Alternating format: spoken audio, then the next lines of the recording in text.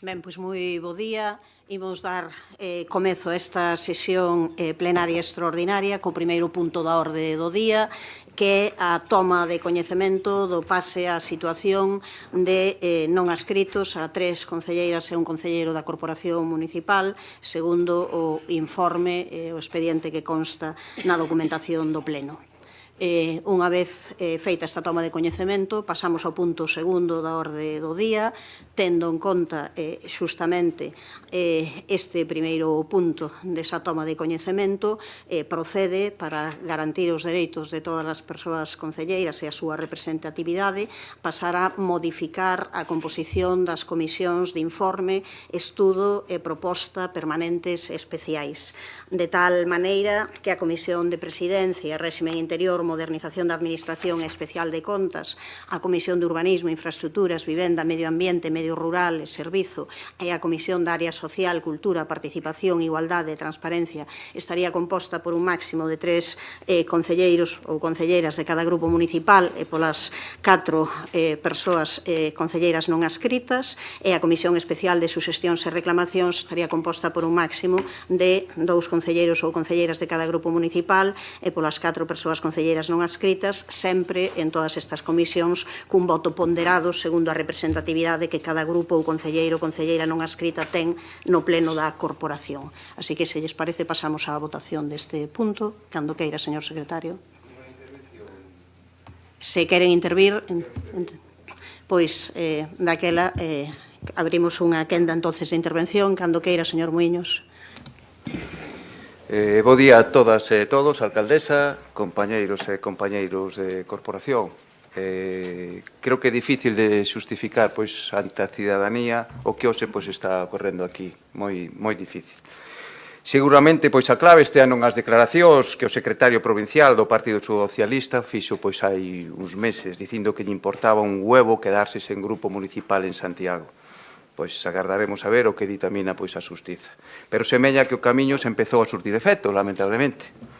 E despois de borrar os nosos nomes do Grupo Municipal Socialista, o que servimos durante moitos anos con absoluta lealdade, como primeiro punto do orde do día, agora comeza a carreira para relegarnos ao ostracismo político, para limitar o noso mandato representativo, o que ostentamos as 4 persoas que pasamos a ser non adscritas.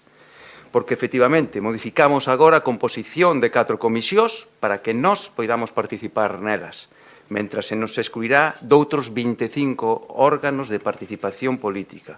Adaptamos 4, pero seremos excluídos doutros 25. E isto fáixenos a 4 persoas, é dicir, máis concelleiros que o Grupo Municipal do PSDG resultante e que o Grupo Municipal de Compostela Aberta. En que lugar quedan, despois destas decisións, as regras da democracia representativa? Non supón un fraude de que as decisións que alteran a representación deste Concello as tomen os órganos dun partido en lugar dos representantes das nosas veciñas e veciños? Ao final, para que quede claro, que representamos aquí as 25 persoas que conformamos a Corporación Municipal? Unhas siglas ou tamén, e sobre todo, as nosas veciñas e veciños? E que pesa máis? A xulgar polo resultado deste proceso, semella que aquí pesan máis as decisións de algún órgano dun partido que as veciñas e veciños.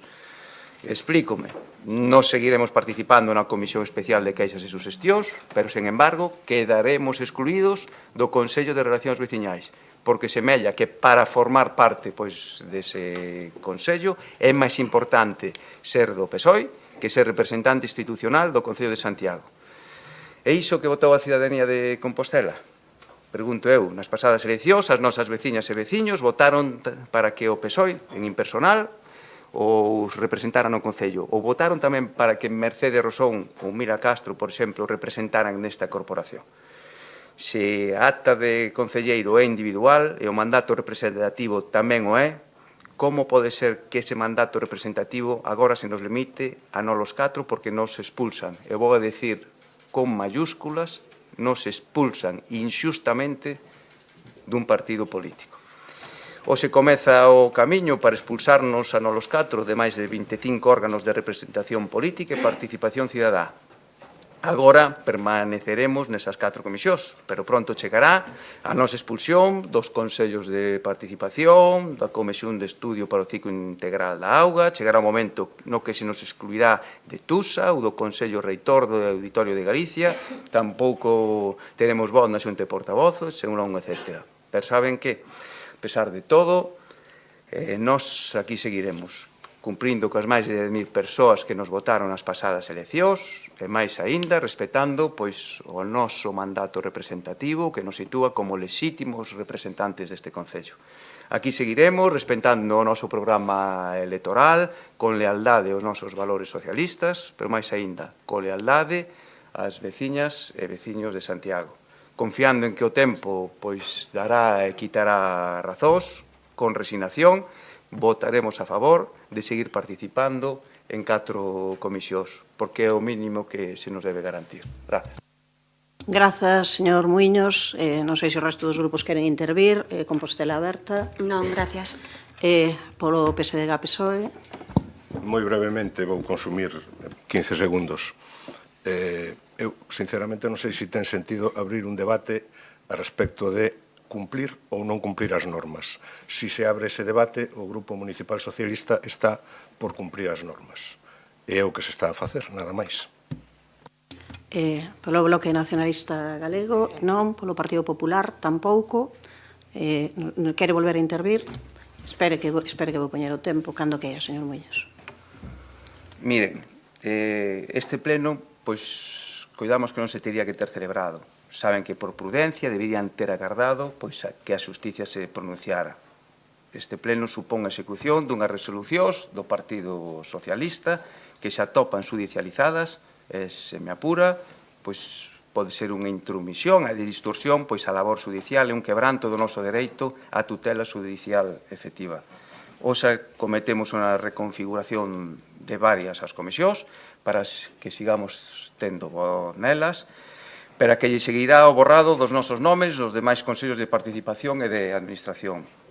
Supoño, pois, que despois diso, nin a alcaldesa, nin a portavoz do BNG, nin o voceiro inspectore do PSOE se atreverán, pois, nunca máis a dicirlle o portavoz do Partido Popular que é sumiso ao seu partido, que é un delegado do Partido Popular en Santiago. Porque hoxe todos vostedes falan e actúan como delegados dun Estado de partidos. E pouco lles importa pois o que decidiron as nosas veciñas e veciños nas urnas, a quen votaron nin o mandato representativo que nos ampara.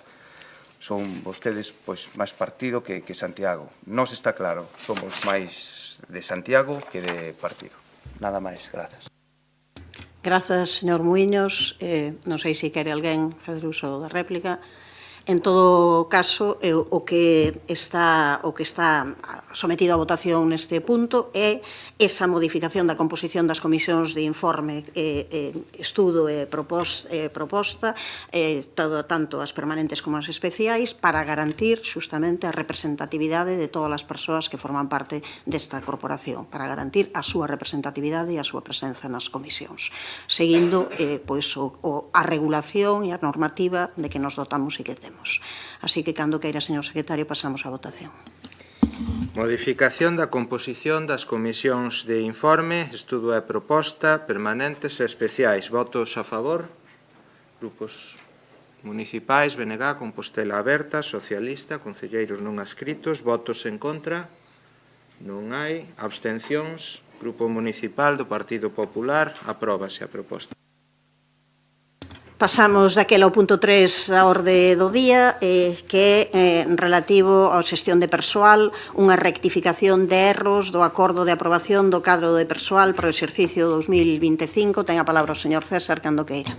Obrigado, alcaldesa. Quería comezar a miña intervención facendo unha lembranza de Pepe Mújica, que esta semana infelizmente nos deixou, agradecerlle as súas ensinanzas de vida e de política con mayúsculas. E estou certo que a humanidade, como dicimos desde a Galiza, perde un bon e xeneroso. Ben, dito isto, vou pasar o expediente que foi realizado, como sinala, desde o Servizo de Persoal e posteriormente desde o informe da Dilixencia de Intervención Municipal. Trátase de unha rectificación de erros que supoñen, podemos clasificar en dúas categorías. O motivo principal destes erros pois, é debido a que durante meses pois, o servizo de persoal estivo sen dirección tanto no que é a xefatura de persoal como da dirección de área de administración. Referido a estas categorías de erros, a primeira ten que ver coas titulacións exixidas en dous tipos de praza e unha segunda tipoloxía de erros ten que ver con números de prazas de diferentes categorías. Esta rectificación de erros faise tendo en conta, contrastando a información que aparece no cadro de persoal de anos anteriores, na actual relación de postos de traballo e tamén coas contribucións feitas polas centrais sindicais ás que quero agradecer o seu traballo. Si vamos á primeira tipoloxía de erros, afectaría o que sería a titulación exixida para as prazas de administrativos grupo C1 e tamén para as prazas de técnicos medios en informática, grupo A2. En ambos casos estaban referidas ás titulacións de FP. No primeiro caso, exixíase titulación de técnico superior cando é suficiente a titulación de técnico medio e na segunda permitíase ou aparecía que poderían participar nesas prazas titulados en técnico superior en informática e non é así, só poden participar titulados con titulación universitaria. Cando a segunda categoría de erros pois ten que ver con números de prazas que estaban equivocadas. No que di do Servizo de Extinción de Incendios, en lugar de 4 xefes de equipo, grupo A2 serían 5, en lugar de 5 sarxentos, grupo C1 serían 3, en lugar de 6 xefes de dotación, grupo C1 serían 5, en lugar de 44 bombeiros, conductores especialistas, C1 serían 46, non existirían 5 cabos que aparecen, grupo C2, tendo que suprimilos, e en lugar de 11 bombeiros conductores, grupo C2 serían 4. No que afecta a parque móvil, en lugar de 3 conductores, grupo C2, teñen que aparecer 4. Referidos a policía local, en lugar de 128 policías, grupo C1, terían que aparecer 125. No Departamento de Emprego, Promoción Económica e Desenvolvemento Local, habería que acrescentar unha praza de axente de desenvolvemento local, grupo C1, precisando un nivel de titulación de bacharelato, técnico en formación profesional ou equivalente. Algúnas destas mudanzas afectan o correcto desenvolvemento da oferta de emprego público de 2025, aprobada na mesa de negociación do día 7 de maio, que inclúe o maior número de prazas ofertadas nos últimos anos no que se refire a policías locais. Sen esta corrección de erros non sería posible convocar o proceso selectivo de 9 prazas de bombeiro conductor grupo C1, provocando que tampouco pudesen ser aprobada esta oferta de emprego e impedindo que a Axencia Galega de Seguranza Pública leve adiante o proceso selectivo das, como decía antes, 21 prazas de policías locais. Por todo isto, agardamos o voto afirmativo dos grupos do Pleno. Obrigado. Obrigada polas concelleiros non adscritos. Alguén toma a palabra. Señora Castro, cando queira. Moitas grazas, señora alcaldesa, e bo día, compañeros. Unha cuestión de orde. Como non houbo xunta de portavoces, gustaríanos coñecer como é o reparto de tempos entre os 4 membros non adscritos, porque non ser grupo mixto, en forma de secretaría, fala de tempos proporcionais. Na primeira intervención, lóxicamente, non comentei nada por respeto a unha intervención máis de despedida, pero non é xunta de portavoces, non sabemos como se vai a facer o reparto. Van falar cada un 5 minutos, vai a dividirse un minuto entre os 4, porque, insisto, que non son grupo mixto, senón que son 4 membros non adscritos, e non houve xunta de portavoces para a organización do pleno. En todo caso, eles, como persoas, concelleiros e concelleiras non adscritos, teñen dereito a utilizar as súas quendas, pero, en principio, van falar unha persoa en cada unha das quendas, utilizando, por tanto, os 5 minutos que corresponden a unha delas. Sí. Se quixesen, poderían utilizar máis quendas, porque son persoas a nivel individual que pero poderían facer... Pero o informe de Secretaría, leo textualmente, que no caso de que o conxunto de concelleiros non adscritos estivese formado por máis dun concelleiro, permite concluir que o tempo de intervención distribuirase a partes iguais entre os membros. Entonces non sei como Pero en se todo vai a caso, facer. por eso, eles teñen os 5 minutos de intervención que teñen agora, que en principio van facer unha única intervención de 5 minutos. Poderían facer, entonces, cada unha intervención de 1 minuto, Sería- 10 segundos cada un, se así o Por decidís. suposto. Nunca cada un 5 minutos. Entende sempre que non, pero xa digo que eso se queren, podemos falalo nunha xunta de portavoces. Nestes momentos non o van facer. Van facer 5 minutos distribuídos así. Na próxima xunta de portavoces abordaremos este tema, se lles parece. Moi ben. Cando queira, señora Castro, poño o contador de cero outra vez. De novo, moitas grazas, señora alcaldesa, e bo día a todas e a todos. Traen hoxe a este pleno unha corrección de erros no cadro de persoal. É curioso porque tamén hoxe se está cometendo un erro de bulto que a moitas e moitos lles vai costar correxir, non só ao Partido Socialista e non só a parella oficialista que agora representa este partido. Sobre o expediente, que é do que se trata, só podo preguntarme, con humildade e sin exixencias, a que se dedicou o concelleiro de Facenda cando elevou esta proposta hai uns meses.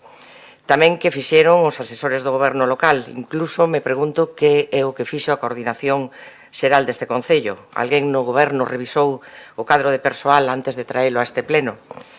E que teñen vostedes unha estrutura de tal magnitude, señorías do BNG, que erros deste tipo, a verdade é que empezan a ser incomprensibles e inadmisibles. Por suposto, pode haber un erro material, ou poñer unha cifra mal, ou unha titulación exixida, pero que estamos falando de 11 erros no cadro de persoal de diferente índole. Equivocanse no número de efectivos, nas titulacións exixidas, incluso faltaba unha praza no Departamento de Promoción Económica. Non sei que pasou. Creemos que non é serio este volumen de erros, non o é. Estamos falando dun documento con implicacións xurídicas, organizativas e orzamentarias, e o que vemos é que detrás desta corrección de erros o que hai é unha falta de rigor e de control político. O cadro de persoal define a estrutura humana do Concello e, polo tanto, un documento que afecta directamente aos dereitos laborais das traballadoras e traballadores e que determina o gasto de persoal, que é unha das partidas máis relevantes que ten o orzamento municipal. Por iso non se entende este volumen de erros. Somos conscientes, tendo en conta isto que digo, que esta corrección é importante, por non dicir imprescindible, para garantir o funcionamento legal e ordenado do Concello. E temos claro tamén que, de novo, alcaldesa, por responsabilidade institucional e por respecto, sobre todo, ás persoas traballadoras afectadas, imos facilitar a súa aprobación. Pero isto non vai ser norma. E isto sí, sin acritude, é un aviso a navegantes. A transixencia tamén ten uns límites e non podemos estar en todos os plenos resolvendo erros de xestión, aprobando expedientes extrajudiciais de crédito, rectificando fallos nos expedientes.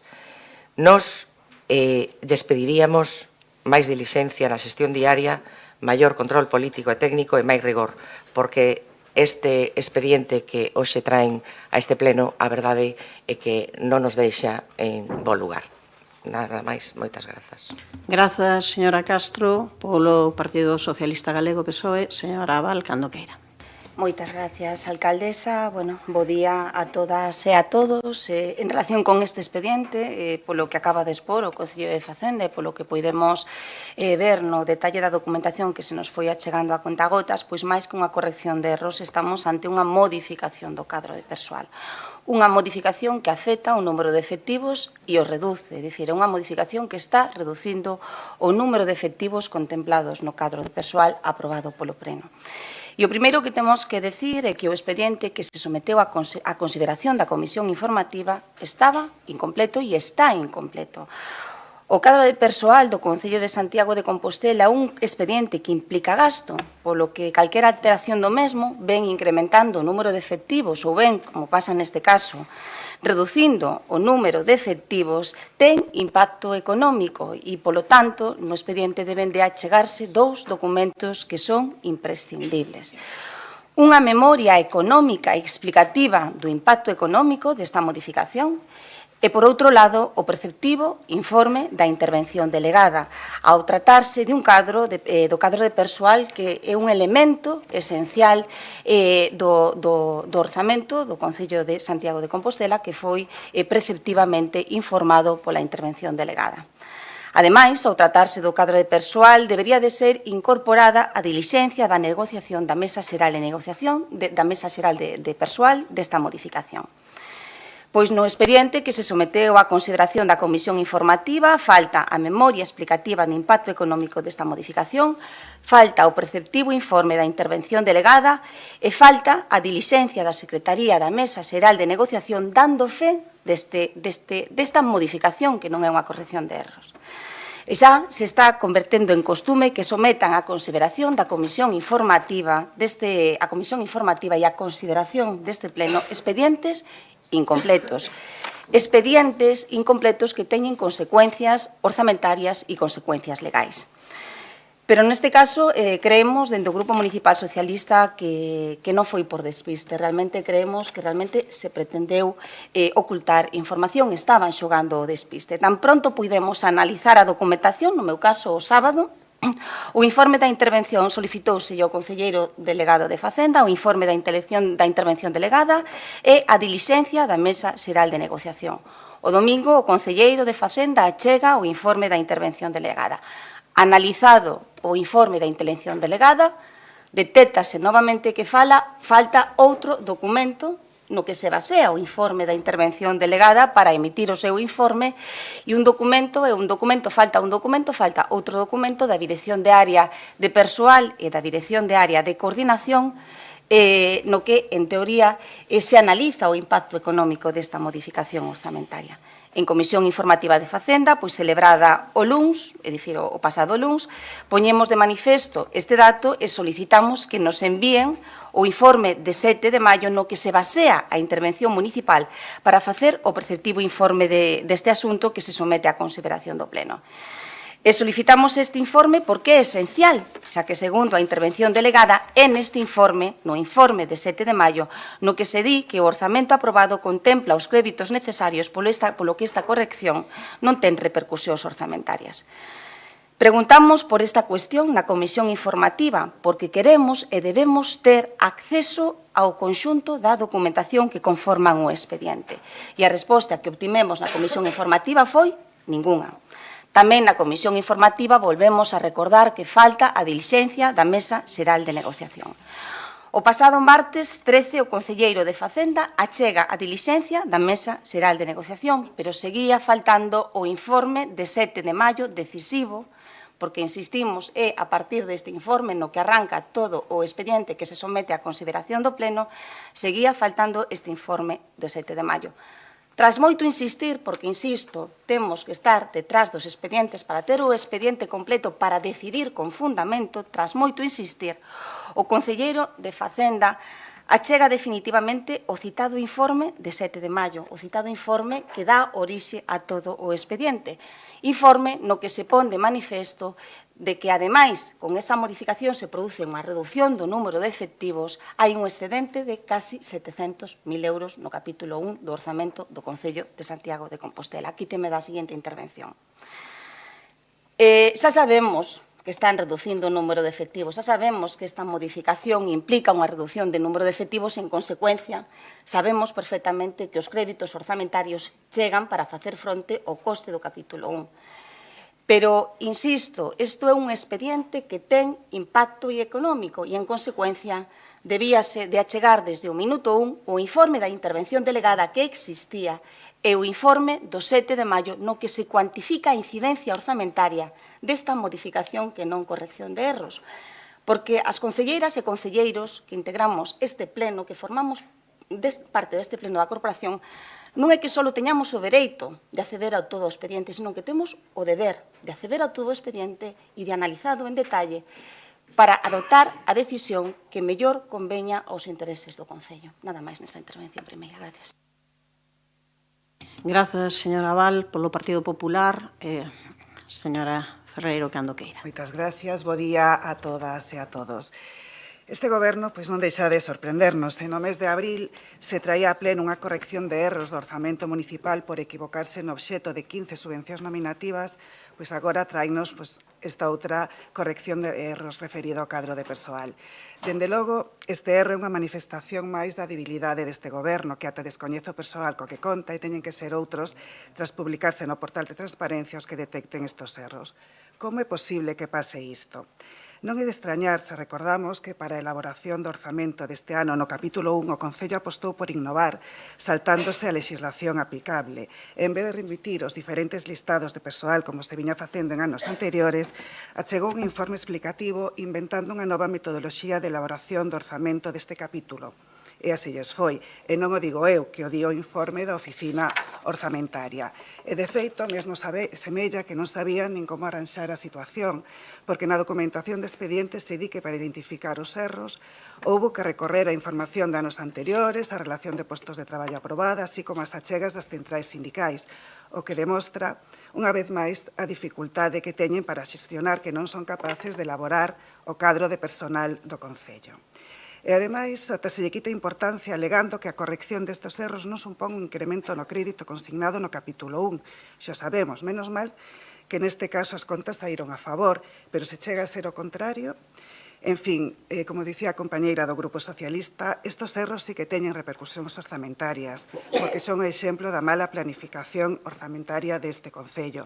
Agora contan con un excedente de máis de 700.000 euros para o capítulo 1. Non o utilicen para contratar máis personal a dedo, que xa ven, a pesar de contar co goberno, con máis asesores e persoal directivo, non deixan de equivocarse.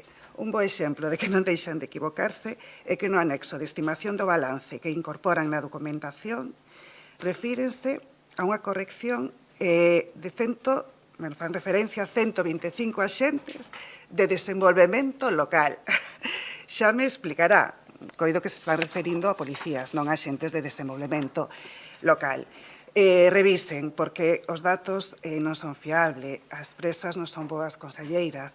Comparto tamén o que dixo a compañera do Grupo Socialista, que estamos a ver que nos convocan a comisións informativas unha tras outra, na que non contamos co acceso ao expediente, coa previsión suficiente e completa. Nada máis, recordedes que as presas non son boas conselleiras.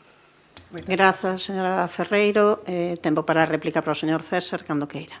Obrigado, alcaldesa. Bon, está claro que o responsable último destes erros son eu. Está clarísimo, e por eso pido desculpas. En todo caso, expliquei na miña primeira intervención pois o déficit que tuvemos tanto na xefatura de servizo de persoal como na dirección de área de administración durante meses no momento de elaborar este expediente. Tamén coincidiu nese momento cun cambio na aplicación informática de nóminas, o que provocou que a información que posuíamos era moi deficiente. Nos traemos esta modificación de erros en vez do Concello, para que se poidan convocar as prazas de bombeiros e de policía. Tamén podo decir que en anos anteriores tamén se detectaron erros no cadro de persoal que non se trouxeron a este pleno. Isto tamén hai que dicilo. Canto o que se refiren da documentación da comisión informativa, pois decirlle a señora Abal que na comisión informativa facilitouse a información toda que se tiña e díxose que se iba a enviar a que faltaba, non como acaba de decir vostede que non se pasou ningunha información. Eso é mentira. A información que se solicitou e que vostede solicita o informe de intervención estaba no expediente. A dilixencia de intervención do informe de intervención estaba no expediente. Faltaba o informe do 7 de maio do Servizo de Persoal, que foi enviado cando se solicitou. Igual que a dilixencia da mesa de negociación. En ningún caso houbo ningún interese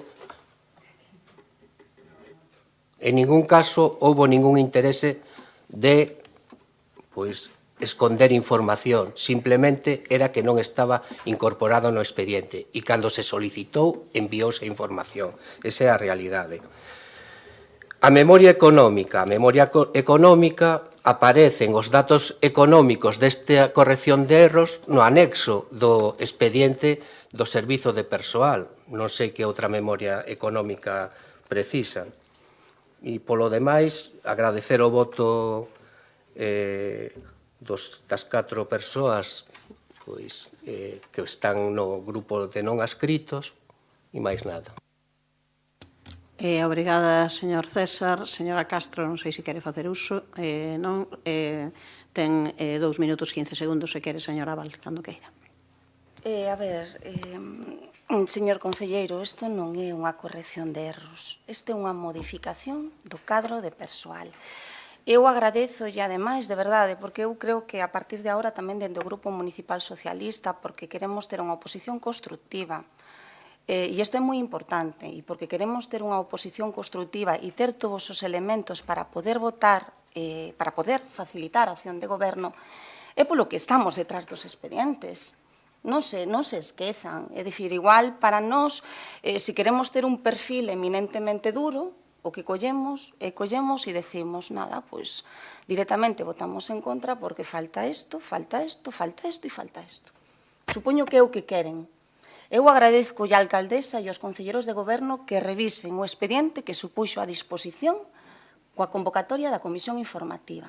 De verdade que yo agradezco, porque aí se ve claramente que falta o informe da intervención delegada, que falta a diligencia da Mesa Xeral de Negociación, que, ademais, insisto, foi firmada o día que tivemos a Comisión Informativa de Facenda, o sea, fixadevos se non faltaba, e faltaba un informe de 7 de maio, que, por certo, según, se vostedes revisan o informe da intervención, verán que o código de expediente que se lle dá a ese informe do 7 de maio é un código de expediente diferente ao que se somete á consideración do Pleno.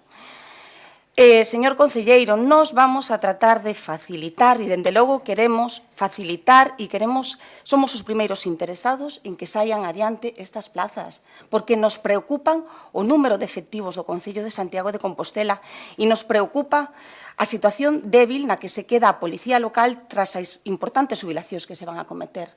Pero volvemos a decir unha e outra vez, como xa lle viñemos dicindo, faciliten todo o expediente de do minuto 1. E se non está todo, soliciten a maior dilixencia os informes que se lles veñen solicitando unha e outra vez. Nada máis. Grazas, señora Abal. Señora Ferreiro, espero que poña o tempo cando queira. Pois sí, efectivamente, o expediente mandouse incompleto no primeiro envío e no segundo envío igualmente, co cal teñen que revisar, tomar os mecanismos axeitados para revisar, porque é verdade, sei que é verdade, revíseno, por favor, revíseno porque non estamos inventándonos a situación. E nada máis, por supostísimo, non vamos a obstaculizar esta corrección de erros dun tema tan importante como é o cadro de persoal. Moitas grazas. Grazas, señora Ferreiro. O único que quero comentar é que pode haber erros, por suposto, erros dos que sempre pedimos desculpas. Quen non traballa non erra, quen non está nas cousas non comete eses erros, pero desde logo que nunca, en ningún momento, hai vontade de ter falta de transparencia. Se hai algo que faltaba, incorpórase, e a señora Abal é consciente de que sempre que pediu e que solicitou información, sempre se lle deu. Esa é a nosa vontade e queremos que quede tamén con clareza. Este expediente é para facilitar, como é sabido que poida haber, pois, ao final, esa saída de todas estas prazas, así que, claro, pediría a todo o mundo, pois, responsabilidade a ese respecto, como creo que tamén se manifestou por parte das diferentes concelleros e concelleras que interviron. Cando queira pasamos á votación, señor secretario. Rectificación de erros do acordo de aprobación do cadro de persoal para o exercicio 2025. Votos a favor. Grupos municipais, BNG, Compostela Aberta, Socialista e concelleiros non adscritos. Votos en contra. Non hai. Abstencións. Grupo municipal do Partido Popular. Aproba. Pois pasamos daquela ao punto número 4 da orde do día, que é a imposición e a aprobación da ordenanza fiscal 1.32, reguladora da recarga sobre o imposto autonómico ás estadías turísticas. Ten a palabra a señora Louzao. Moitas grazas, moi bo día, compañeros e compañeiras. Hoxe pode ser un día moi destacado para Compostela e para Galiza, mais para chegar ata aquí tivemos que percorrer un camiño en que fomos conxugando visións, voces diversas e moito diálogo e traballo con diferentes axentes e administracións. Sometemos hoxe a aprobación deste pleno a Ordenanza Fiscal 1.32 reguladora da recarga municipal sobre o imposto autonómico ás estadías turísticas. A primeira ordenanza destas características en Galiza. Santiago de Compostela foi o primeiro concello galego que demandou dotármonos do imposto autonómico de estadías, a chamada taxa turística. Xa a principios de agosto de 2023, ao pouco de chegar ao goberno, enviámoslle á Presidencia da Xunta o primeiro informe sobre a necesidade deste imposto en Compostela, acompañado dunha proposta de lei. Ante a resposta que demandaba máis datos, seguimos traballando coa Universidade para contar con novos informes e estudos pormenorizados para fundamentar incluso unha nova proposta de texto legal. Tamén nos reunimos e mantivemos sesións de traballo con entidades representativas do sector e da cidadanía, grupos municipais, sindicatos, outras administracións e asociacións veciñais. Organizamos xornadas específicas, enquisas e foros participativos. Debido á novidade que implica esta ordenanza, unha vez aprobada a lei, continuamos co proceso participativo. Publicouse unha consulta previa na web municipal entre o 26 de marzo e o 7 de abril para que calquera persoa puidese facer achegas. Pero, ademais, tamén quixemos acrecentar o proceso cunha convocatoria aberta a entidades do sector e representantes da cidadanía nun sentido moi amplo, dende asociacións veciñais ata entidades culturais, empresariais e sindicatos, así como representantes de todos os grupos políticos da corporación, para presentarlles un primeiro borrador e recoller suxestións e que tivo lugar no Cersia o pasado 28 de marzo. Despois de todo este proceso, esta ordenanza, pioneira e altamente demandada pola veciñanza, chega hoxe a este pleno. Estruturada en 15 artigos, recolle como feito impoñible do tributo a estadía por día cunha serie de exencións que son as que marca a lei.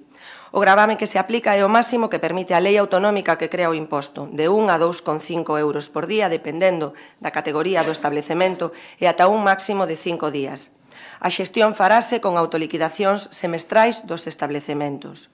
E, en canto á afectación dos ingresos, indícase que o 80%, unha vez deducidos os gastos da súa aplicación, se dedicará aos fins establecidos pola lei reguladora, investimentos e gastos vinculados á promoción, o impulso, a protección, o fomento e o desenvolvemento dun turismo sustentable.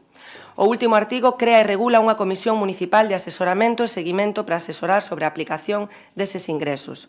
Nese foro de turismo sustentable, que se poñerá en marcha nos vindeiros meses, manteremos esa participación ampla do sector e da sociedade que consideramos necesaria para seguir traballando no modelo turístico que Compostela demanda e precisa. Certo é que a lei que crea o imposto non se resolveu da forma que nos demandábamos e que nos parecía a máis lóxica, xa que consideramos que o acaído era que fose a Xunta, a través de Atriga, a Axencia Tributaria de Galicia, quen recaudase este imposto, por ser un imposto autonómico, pero, aínda así, asumimos poñer o procedemento en marcha dentro do marco que esta lei nos permitía. Como é sabido, e volvemos lembralo, este imposto ten o obxectivo de equilibrar algúns dos desaxustes provocados entre uns orzamentos municipais que se calculan en función do número de persoas residentes e un nivel de gasto moito máis elevado polo número de visitantes que chegan cada día a Compostela.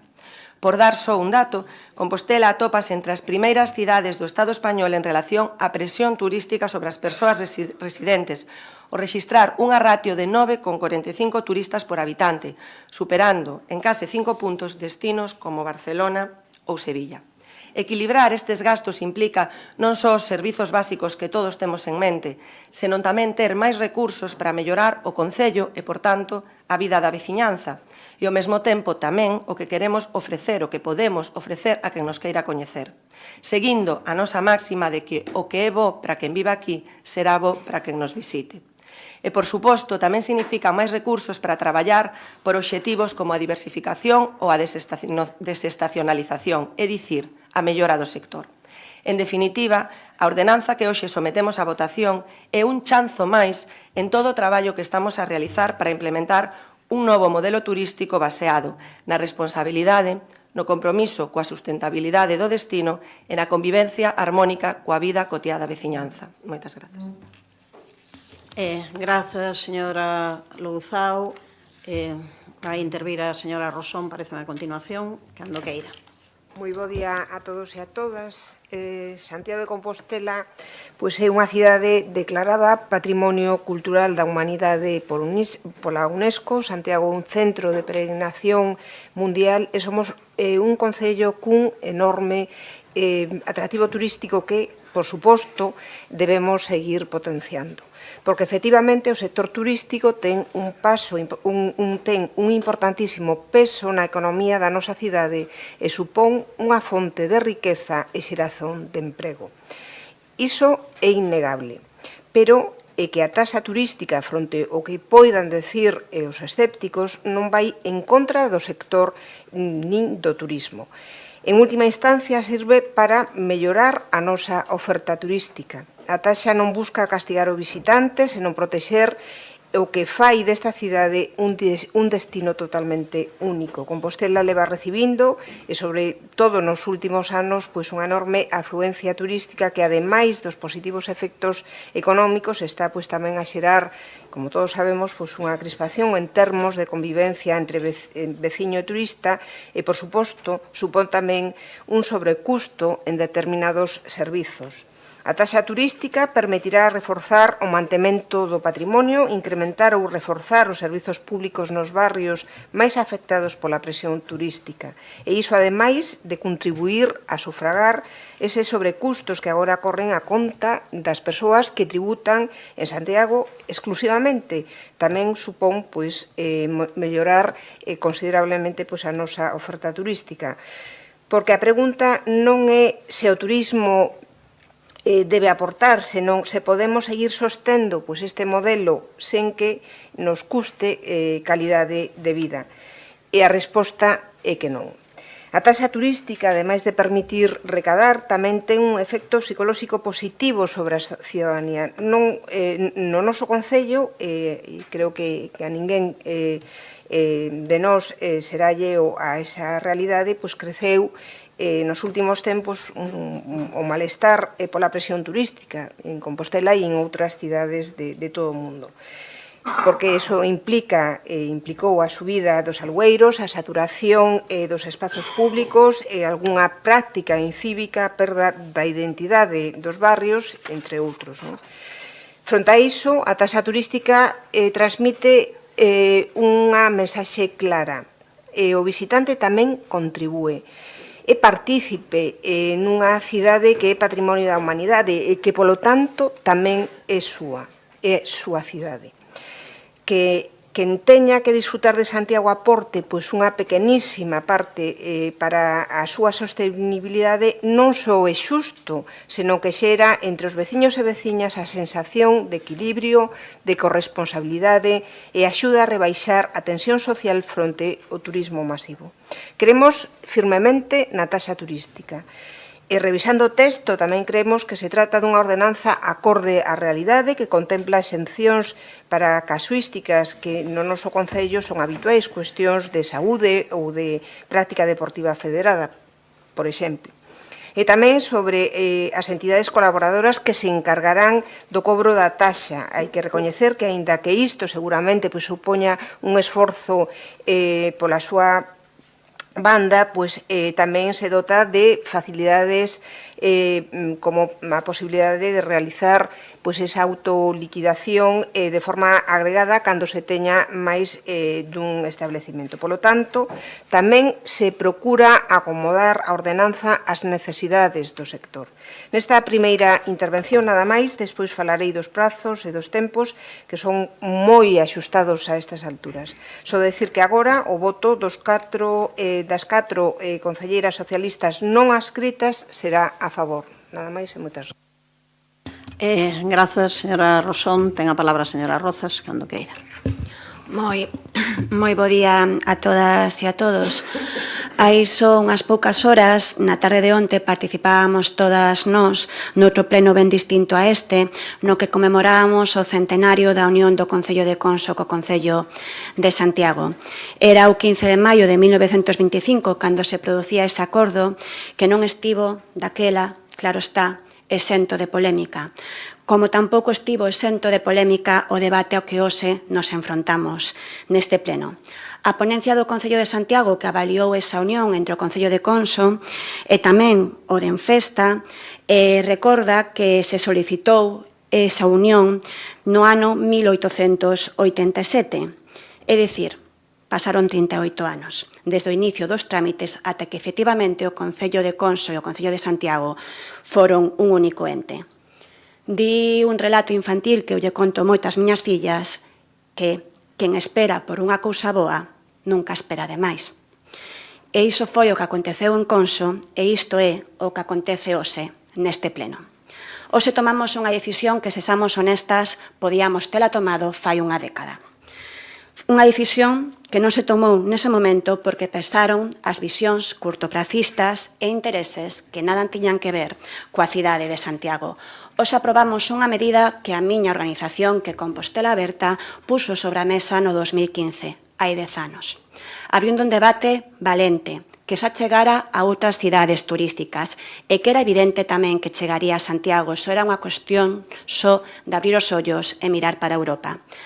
Compostela Aberta naquel momento abriu o debate da taxa turística e tivemos tamén o atrevemento, non se lle pode chamar de outra forma, de falar con claridade, por primeira vez, da gobernanza do turismo, das consecuencias que podía ter para Santiago un modelo turístico insostible, do risco de morrer de éxito, de converter a nosa cidade nun parque temático e dos problemas xerados para a convivencia da veciñanza. Trasladamos, naquel momento, no 2015, hai 10 anos, a voz de moitos veciños e veciñas preocupados e preocupadas e agora esa preocupación só fixo agravarse. Unha veciñanza que se sinte expulsada da súa propia cidade, unha veciñanza que afronta cos seus impostos os gastos provocados polo turismo e, sin embargo, tamén unha veciñanza que sofre ao mesmo tempo as consecuencias e tópase con enormes dificultades, por exemplo, para acceder a unha vivenda no seu concello. Teño que recordalo porque, como decíamos onte, é importante conservar a memoria para entender mellor o presente e construir o futuro. Compostela Aberta foi moi criticada e moi cuestionada no seu momento por defender o que hoxe, aquí, neste pleno, aprobamos cun amplo consenso. Aí está a hemeroteca para quen queira revisala. Creo que deixa ben claro quen pensaba nos intereses da veciñanza e quen tiraba de excusas e de demagoxia. Hoxe aprobaremos un imposto sobre as estadías turísticas para Santiago e, insisto, só para Santiago, porque xusto naquel momento iso decíanos que era imposible. Efectivamente, o tempo dá e quita razóns. En esta ocasión, que a aprobación do imposto de estarías turísticas neste pleno estallas dando todas a Compostela Aberta. Síntome moi orgullosa da valentía que se tivo hai 10 anos, como me sinto moi orgullosa de formar parte dun goberno que recuperou ese debate e que conseguiu cun arduo traballo, porque non foi sinxelo, cun esforzo inmenso que hai que recoñecelo, traer esta aprobación desta ordenanza ao pleno, para que Santiago sexa o primeiro concello galego co imposto de estadías turísticas. Relataba antes a concelleira de Turismo, non foi doado. Non foi doado e non foron poucos os obstáculos. Pero hoxe estamos ante unha boa noticia para Santiago e unha boa noticia para Galicia, porque estou segurísima que detrás de nós virán moitas cidades e vilas que se atopan nunha situación similar. Sei que aínda existen reticencias, pero iso é o que aconteceu en moitísimas outras cidades que foron antes ca nós, nas que se implantou unha medida similar, cidades que, co paso do tempo, xa ninguén cuestiona a existencia da taxa. Porque está máis que demostrado que a taxa non inflúe na decisión dos e das turistas sobre o seu destino. E tamén está máis que demostrado que é un instrumento valioso para financiar o impacto da actividade turística na cidade, para mellorar a calidade de vida dos e das residentes, para preservar o medio ambiente e o seu patrimonio, ou para mellorar infraestructuras. O tempo que me pase restemo da segunda quenda, señora alcaldesa. Este imposto sobre as estadías turísticas axudarános, en definitiva, a construir unha cidade mellor para todas e todos nós, e mesmo tamén para quen nos visita. Non nos esquezamos diso, mesmo tamén para quen nos visita. Esa é a vontade deste imposto sobre estadías turísticas. Esa é a liña na que traballa o Goberno en colaboración co sector.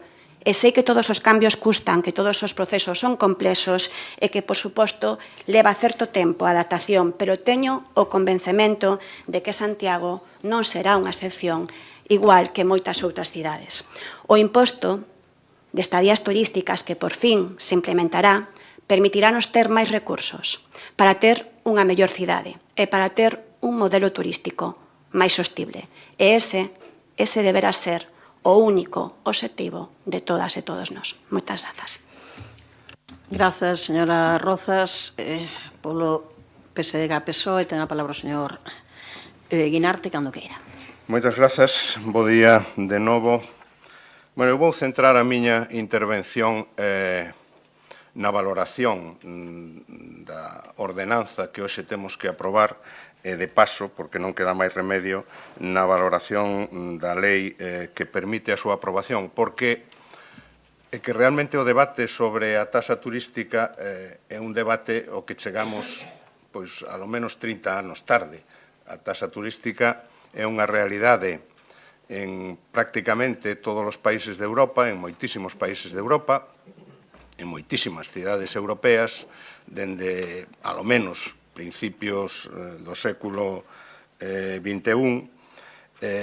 Por tanto, un debate que en España se convirtiu nunha especie de debate ideolóxico. A esquerda está a favor da taxa turística, a dereita non está a favor da taxa turística, ou non estaba, porque afortunadamente eu creo que eso está mudando e hai alcaldes moi representativos como de Málaga, por exemplo, que reclaman tamén para a súa cidade a taxa turística. Pois eu creo que en España desvirtuou ese debate, non? Bueno, a ordenanza que imos aprobar, supoño, posibilita a implementación do chamado imposto galego sobre as estadías turísticas na Comunidade Autónoma de Galicia, imposto creado pola Lei 5/2024 do 27 de decembro de medidas fiscais e administrativas, aprobada cando se aprobou o orzamento do ano 25. Bueno, eu creo que, claro, esa é unha lei que a Xunta promoveu e o Parlamento galego aprobou un pouco arrastrando os pés.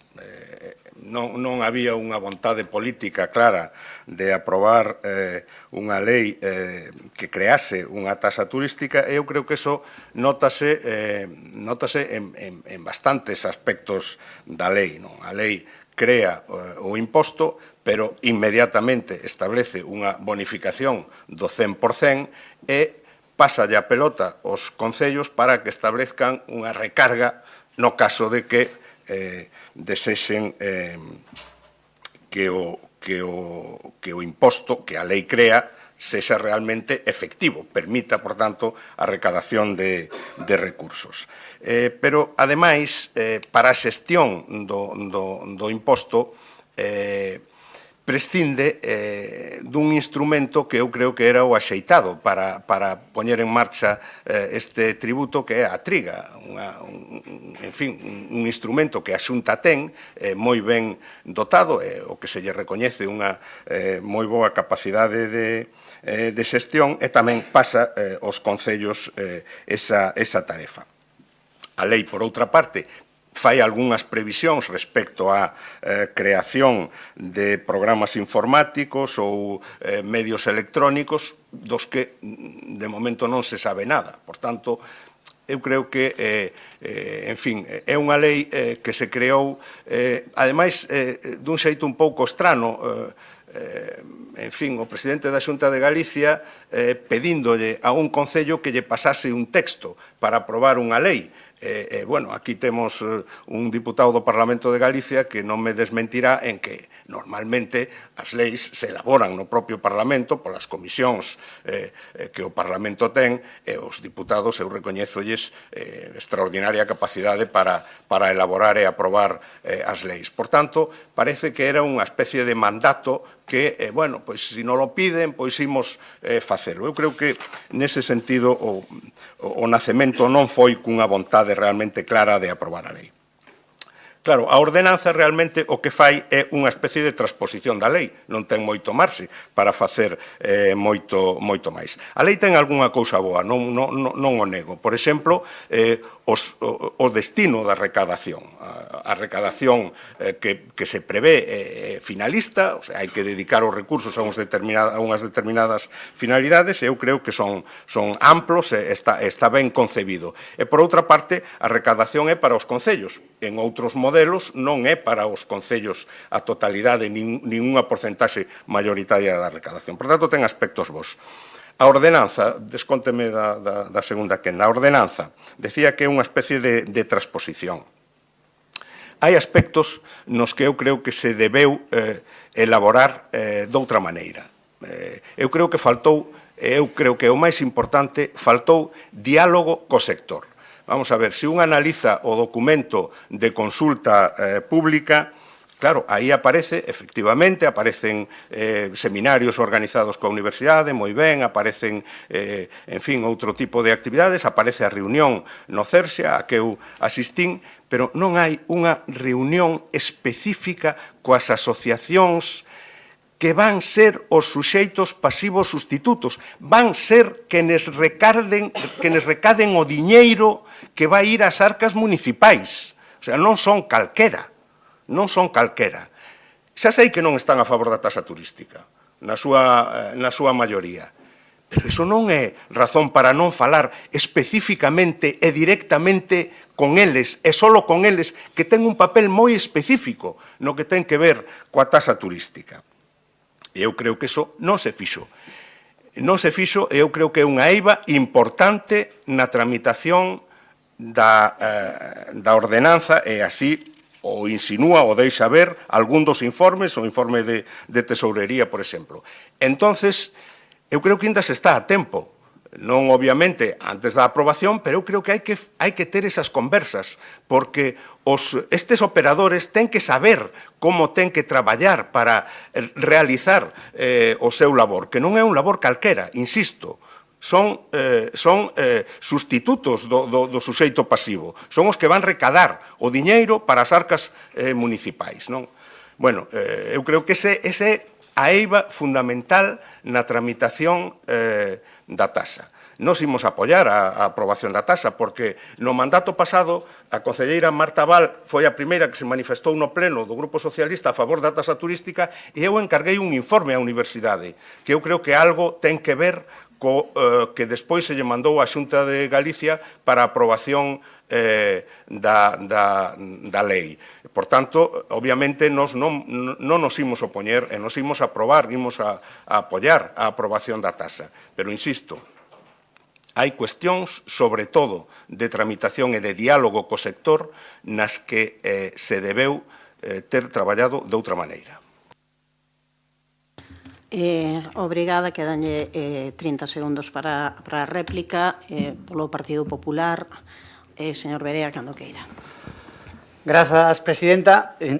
Entendemos que hoxe non é o debate sobre o modelo turístico da cidade, que nós non escapamos dese debate. Hai unha realidade en Santiago que hai o modelo do Partido Socialista, Compostela Aberta e BNG, que entenden legítimamente que están os turistas por un lado, os cidadáns por outro, e que hai un conflicto entre eles, expresións como a veciñanza expulsada polo turismo, e nós non estamos nese modelo, non? Entendemos a cidade de outro xeito completamente diferente ao que, insisto, legítimamente entende o tripartito Partido Socialista, Compostela e BNG. Nos entendemos que sigue estando, creemos que sigue estando e sigue existindo no ADN compostelán o estar orgullosos do carácter cosmopolita, universal e aberto da nosa cidade.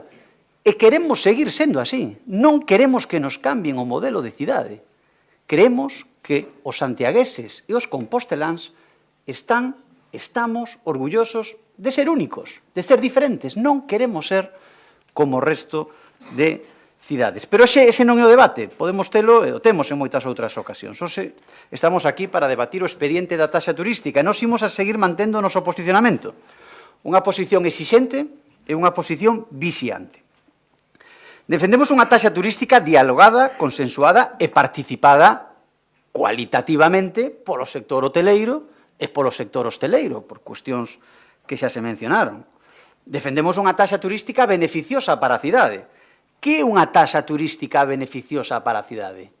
Terán que explicalo. A donde van a dedicar todos eses fondos? A donde están dedicando xa os fondos deste ano? Porque están orzamentados. Vostedes xa prevén uns dereitos, que van a recoñecer uns dereitos. Por tanto, a donde están dedicando xa os fondos da taxa turística deste ano? Porque estará xa previsto, digo eu. Hai, como digo, no orzamento que aprobaron, xa hai partidas para estes ingresos, porque a lei é moi xenérica. Nos queremos saber onde se van a dedicar eses fondos. Eso é unha taxa turística beneficiosa para a cidade, non? Independentemente de que recaden 1, 2, 3, medio millón, a onde van eses fondos? Queremos saber exactamente onde están destinando eses fondos. E a terceira, como se vai a xestionar a taxa turística? Había un primeiro modelo que propoñía o Concello, onde os hotéis cobraban aos clientes, a Xunta recadaba e o Concello pois, simplemente tiña que gastar. A Xunta dixo, a Administración Autonómica, o Parlamento de Galicia dixo que había que apostar por un esquema de corresponsabilidade fiscal onde a Administración Autonómica crea o imposto e vostede, se o quere recadar, pois ten que ser encargado de xestionala. Por lo tanto, vai a requerir un esforzo interno do Concello. Traballouse nestes meses para organizar internamente o Concello para facer posible unha xestión profesional da taxa turística? Unha pregunta que esperamos nos respondan. Realmente tres cuestións que nos gustaría que nos respondera a alcaldesa ou a concelleira de Turismo. Existe ese acordo, esas negociacións directas coa industria hosteleira desta cidade? A que están dedicando, a que van a dedicar especificamente e concretamente os fondos desta taxa turística, máis alá dos grandes marcos que expón a normativa? Está o Concello organizado internamente para xestionar este imposto? Porque iso que tiñan que facer, Iso que tiñan que facer, porque o texto, como ben acabamos de escoitar, xa estaba feito, xa está na lei autonómica. O traballo do Concello é resolver estas tres cuestións. Supoñemos que estas tres cuestións estarán resoltas, non? Eu, polo menos, se gobernara, se fose alcalde, estas tres cuestións son as que lle encargaría as concellerías responsables. Como digo, o texto é prácticamente o mesmo, como é lóxico que o establecido na lei, non hai grandes cuestións que traballar aí. Por tanto, en canto ao acordo coa industria hosteleira compostelá, escoitamos estes días os portavoces dicindo que non houbo esa negociación directa con eles, que non houbo ese diálogo. Por lo tanto, entendemos que é unha irresponsabilidade, porque inda que esteñan en contra da taxa, vostedes decidiron que sexan os que a xestionen. Por lo tanto, terán que sentarse cos primeiros responsables de xestionar esta taxa. Supoño que non nos dirá que esa reunión que hubo no Cersia sustitúe a unha negociación de xestión do suxeito pasivo encargado deste imposto. Descónteme da segunda intervención, por favor. Transparencia sobre o destino dos fondos. A que van a dedicar estes ingresos? Gustaríanos sabelo. 2,6 millóns de euros. Non vou entrar o que di o informe da oficina orzamentaria, pero como non recaden os 2,6 ou como non recoñezan, non que non recaden, como non recoñezan o dereito destes 2,6 millóns, xa lle está dicindo a oficina orzamentaria que hai un serio problema nos orzamentos deste año, independentemente, inda que señan 200.000 euros. A que os están dedicando? A que o van a dedicar ao longo deste ano? Insisto, máis alá de partidas xenéricas. E a organización interna do Concello, vou rematando, estamos ante un novo ingreso que exixe unha organización interna. Nos leímos o expediente, Fixeron vostedes ese traballo de reorganización interna? Eu vou a ler o que di a Tesourería. O tesoureiro e o vicetesoureiro, porque creo que é bastante demoledor, non? A exixencia deste novo ingreso exixe pois máis persoal, nomeadamente debido ao altísimo volume de establecementos e pernoctacións. Exixe que a Tesourería dispoña de personal para o deseño, control, fase de xestión, revisión, comprobación e inspección. Especialmente importante neste ingreso a comprobación. E remata dicindo que a día de hoxe esta xestión é unha quimera. É a expresión do tesoureiro deste Concello. Eu supoño que a alcaldesa é coñecedora deste informe. Se non é coñecedora, pois exixirá as correspondentes responsabilidades. Os técnicos do Concello, e trasladamos este informe a todos os medios de comunicación, os técnicos deste Concello están dicindo que a día de hoxe a xestión da taxa turística en Santiago de Compostela, leo textualmente, é unha quimera. É unha quimera, estamos trasladando o informe a todos os medios de comunicación. Espero que na súa quenda respondan a estas tres preguntas, espero que a alcaldesa nos diga se era coñecedora deste informe da Tesourería, porque todo parece indicar que aquí hai moita prisa para traer aquí o que parece, salvo que o expliquen agora, unha chapuza improvisada para intentar tapar o circo habitual a que nos teñen acostumados e están convertindo a política institucional. Moitas gracias. Grazas. Ten tamén 30 segundos para a réplica. Vai intervir agora, neste caso, o señor César nesta quenda, cando queira. Obrigado, señora alcaldesa.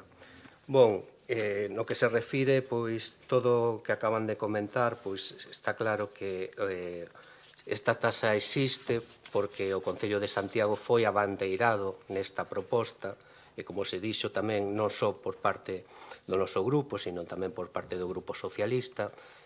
Foi a Xunta quen solicitou un texto, foi a Xunta quen abdicou de xestionar este imposto, deixando que os concellos, administracións con menos recursos, tanto humanos como técnicos, pois fosen os que tivesen que xestionar esta recarga. Entón, a asunción de responsabilidades da Xunta é total. A que se dedicarán os fondos? Pois os fondos está previsto na lei a que se van dedicar.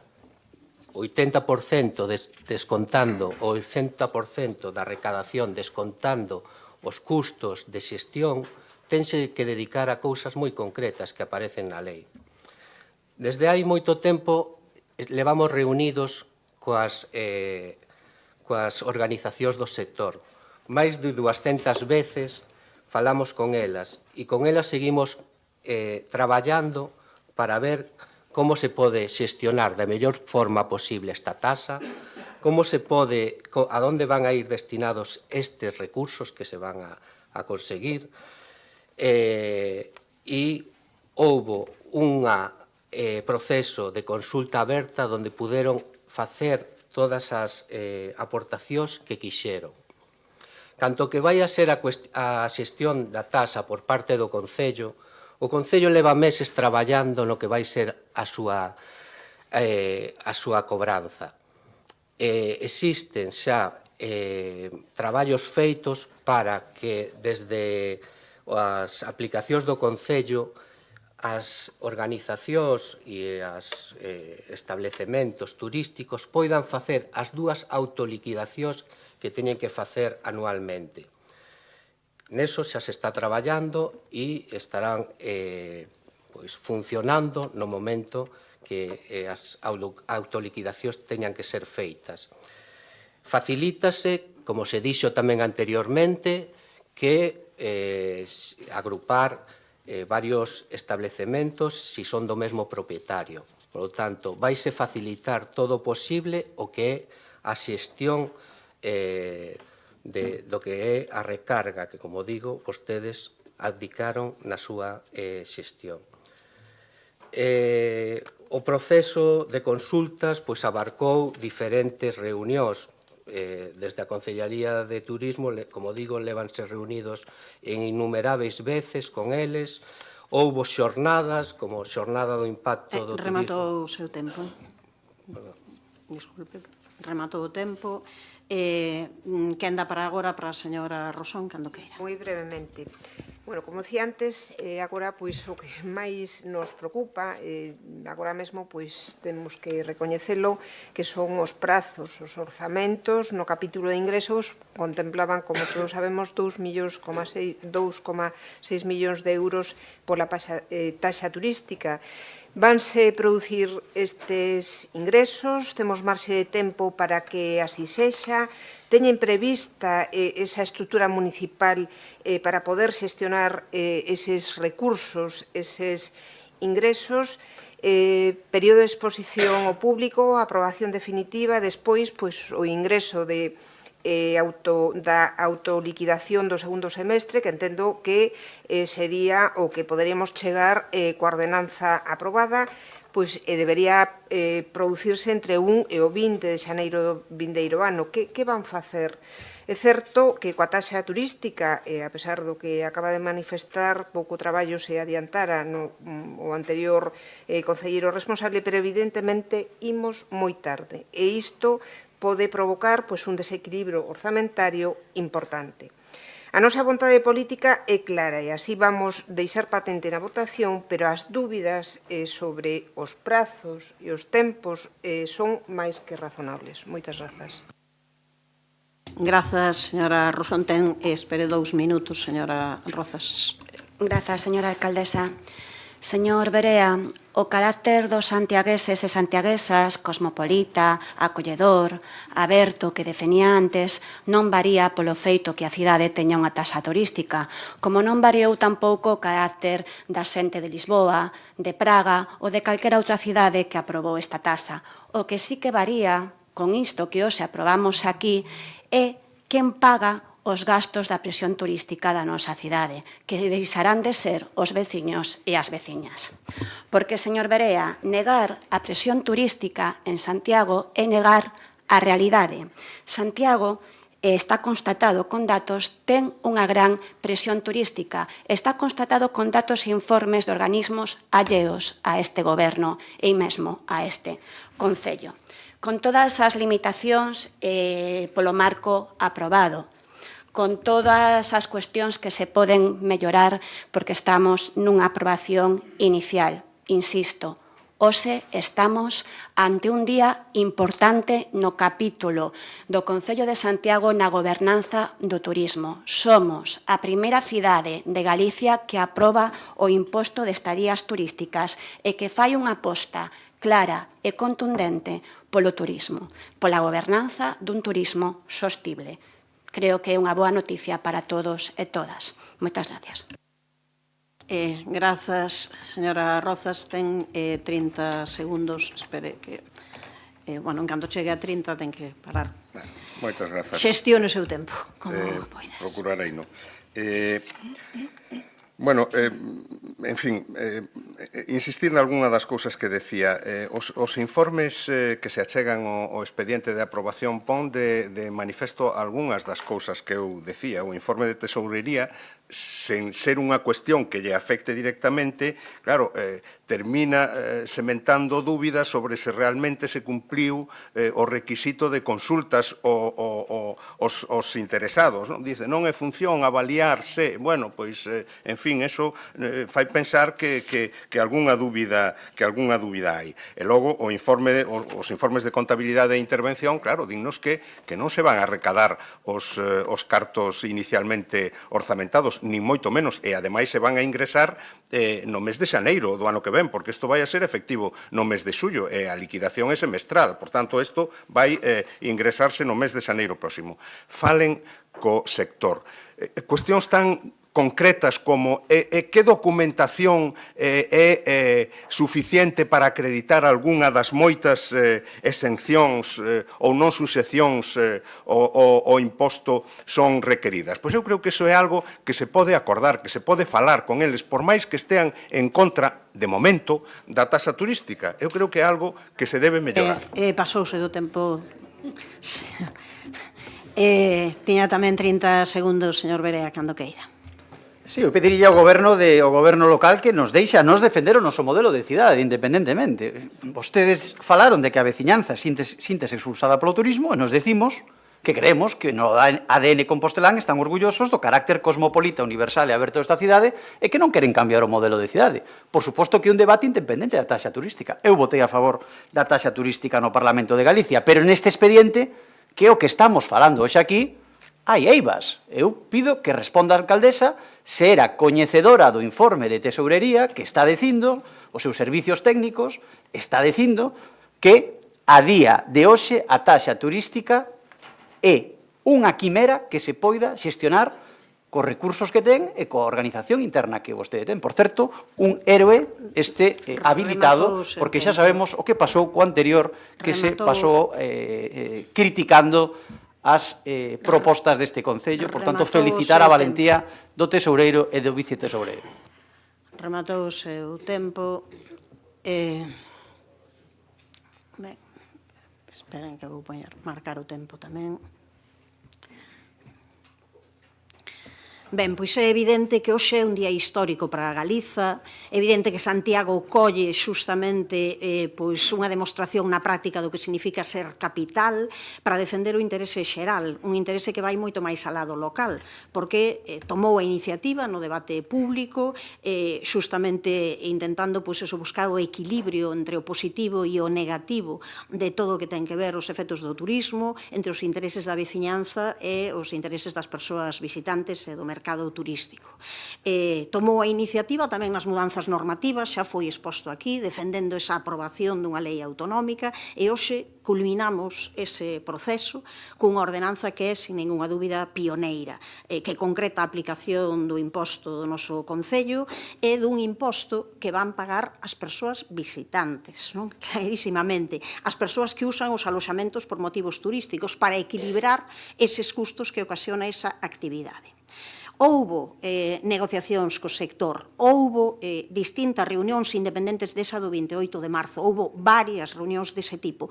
E tamén quero lembrar que nesa reunión do 28 de marzo que dixo Unión Hoteleira e dixo varias veces era que o que lle fastidiaba era que non fose a Triga quen xestionase, porque iso facilitaría moito. E iso sería o lóxico, non? Que xustamente a Xunta asumise tamén as súas responsabilidades. E se se puxo a liquidación semestral foi xustamente para facilitarlles o labor. Esa é a cuestión, esa foi a decisión que se tomou, non? Realmente isto vai conseguir, non, que haxa pois unha mellor atención ás necesidades que ten o turismo, o que en que se vai gastar, en que se vai investir, está perfectamente determinado no DOGA, é dicir, que aí aparece en que se vai gastar e vaise facer nunha comisión coparticipada nese foro, pois dentro dese foro de turismo sustentável, onde nesa comisión coparticipada se decidirá nun marco que está establecido xa previamente, así que non entendo todas esas preguntas. Que é o importante para nós tamén? Que para alén destas cuestións de carácter económico, tamén esta ordenanza ten un elemento de toma de consciencia colectiva sobre os efectos da nosa actividade viaxeira, para sermos responsáveis con esa pegada que deixamos onde imos, unha pegada ambiental, económica, cultural, humana, xustamente porque temos que protexer a nosa poboación, o patrimonio, a cultura, e temos que coidar, tanto cando imos a un lugar como cando veñen. Así que ese é un modelo de turismo consciente e responsable que está debaixo. É cara o que temos que andar todo o mundo colectivamente, co que este goberno está comprometido e co que entendo que está comprometida a maioría da corporación. Un compromiso coa veciñanza e un compromiso coa sustentabilidade. Así que creo que temos que parabenizarnos colectivamente, xustamente, por este carácter pioneiro desta ordenanza e pola responsabilidade que demostramos. Pasamos á votación, señor secretario. Imposición e aprobación da Ordenanza Fiscal 1.32, reguladora da recarga sobre o imposto autonómico ás estadías turísticas. Votos a favor, grupos municipais, BNG, Compostela Aberta, concelleiros non adscritos e socialista, votos en contra, non hai, abstencións, Grupo Municipal do Partido Popular, apróbase. Pois damos por rematada a sesión. Moitas grazas, que teñan un bo día, boa fin de semana e boa celebración das letras galegas.